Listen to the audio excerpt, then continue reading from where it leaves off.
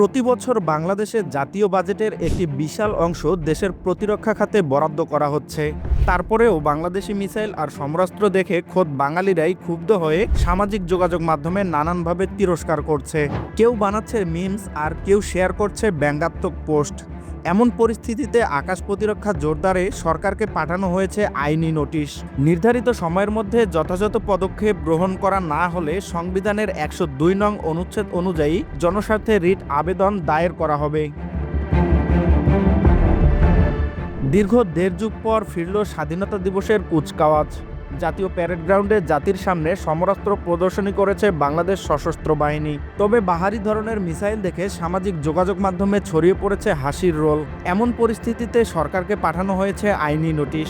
Supreme কোর্টের আইনজীবী মোহাম্মদ মাহমুদুল হাসান জনস্বার্থে এ আইনি নোটিশ পাঠান, যেখানে অবিলম্বে অত্যাধুনিক বিদেশি আকাশ প্রতিরক্ষা ব্যবস্থা ক্রয় এবং নিজস্ব প্রযুক্তিতে আকাশ প্রতিরক্ষা ব্যবস্থা তৈরির জন্য গবেষণা ও উন্নয়ন কার্যক্রম চালুর দাবি জানানো হয়েছে। নোটিশে মন্ত্রিপরিষদের সচিব, প্রতিরক্ষা মন্ত্রণালয়ের সচিব, অর্থ মন্ত্রণালয়ের সচিব, সশস্ত্র বাহিনী বিভাগের পিএসও এবং বাংলাদেশের সমরাস্ত্র কারখানার কমান্ডারকে বিবাদী করা হয়েছে। আলোড়ন তৈরি করা এই লিগ্যাল নোটিশে উল্লেখ করা হয়, প্রতি বছর বাংলাদেশের জাতীয় বাজেটের একটি বিশাল অংশ দেশের প্রতিরক্ষা খাতে বরাদ্দ করা হচ্ছে। তাই দেশের আকাশ প্রতিরক্ষা ব্যবস্থা শত্রুর হামলা থেকে সার্বভৌমত্ব রক্ষায় সক্ষম কিনা সেই প্রশ্ন করার অধিকার রাখে জনগণ।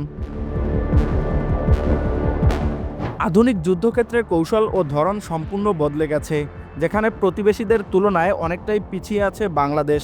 তাই আঞ্চলিক ভারসাম্য ও সামরিক প্রতিরক্ষা সক্ষমতা বজায় রাখতে বাংলাদেশেরও অবিলম্বে প্যাট্রিয়ট অথবা সমমান উন্নত প্রতিরক্ষা ব্যবস্থা ক্রয় করা প্রয়োজন। পাশাপাশি বিদেশি প্রযুক্তির উপর দীর্ঘমেয়াদী নির্ভরতা কমিয়ে এবং ব্যয় সংকোচের লক্ষ্যে দেশীয় গবেষণা ও উন্নয়ন কার্যক্রম শুরু করা কৌশলগতভাবে অপরিহার্য। বর্তমানে বাংলাদেশের আকাশকে সুরক্ষা দিচ্ছে ৮০ দশকের FM-90 স্বল্পপাল্লা বা শর্ট রেঞ্জ সিনা মিসাইল। সিস্টেমেটিক অপারেশনাল রেঞ্জ মাত্র ৮ থেকে ১৫ কিলোমিটার। আর শত্রুর মধ্যে দূরপাল্লার আক্রমণ প্রতিহতের ক্ষেত্রে বাংলাদেশ যেন ঢাল তলোয়ারবিহীন নিধিরাম সর্দার।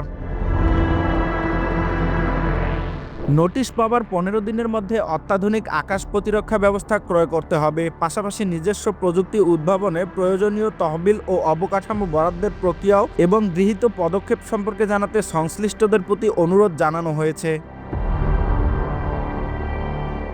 Nahid Hasan, Bangla reports, national desk.